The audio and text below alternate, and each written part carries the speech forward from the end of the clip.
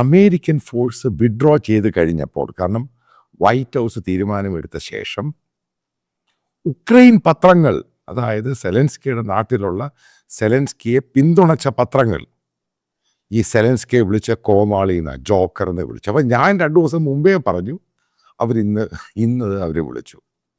Italian പത്രങ്ങൾ സെലൻസ്കിയെ പറഞ്ഞ കോമാളി എന്ന വാക്കാണ് ഉപയോഗിച്ചത്.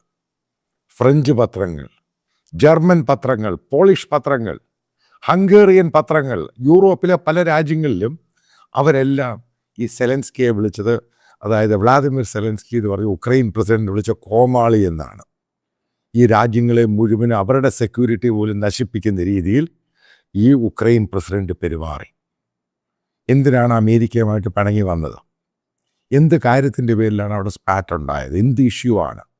അവർ ഈ പറഞ്ഞ കാര്യങ്ങളെല്ലാം ശരിയായിരുന്നില്ലേ? നിങ്ങൾക്ക് സെക്യൂരിറ്റി എല്ലാ കാര്യങ്ങളും വ്യക്തമായ ക്ലാരിറ്റി നേരത്തെ കൊടുത്തിരുന്നു. നിങ്ങളുടെ സെക്യൂരിറ്റിയുടെ കാര്യം, ഫ്യൂച്ചറിൻ്റെ കാര്യം തീരുമാനിക്കേണ്ടത് യൂറോപ്പാണ്, അത് അമേരിക്കയല്ല.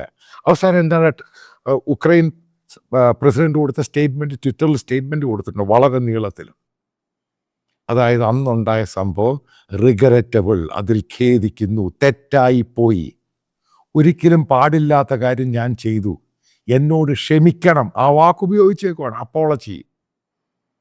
വീണ്ടും പറഞ്ഞത് ട്രംപാണ് ഞങ്ങളുടെ നേതാവ്, ട്രംപ് പറയുന്നതനുസരിച്ച് മുന്നോട്ട് പോകാം, ഞങ്ങൾക്ക് യാതൊരു പ്രശ്നവുമില്ല, ഡീൽ സൈൻ ചെയ്യാൻ തയ്യാറാണ്, ട്രംപ് പറഞ്ഞാൽ മതി.